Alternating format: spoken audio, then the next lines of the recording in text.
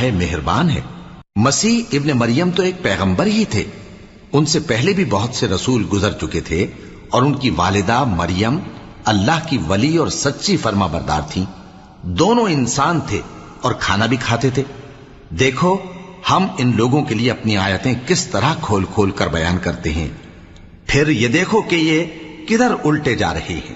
کہو کہ تم اللہ کے سوا ایسی چیز کی کیوں پرستش کرتے ہو جس کو تمہارے نفع اور نقصان کا کچھ بھی اختیار نہیں، اور اللہ ہی سب کچھ سنتا ہے، جانتا ہے۔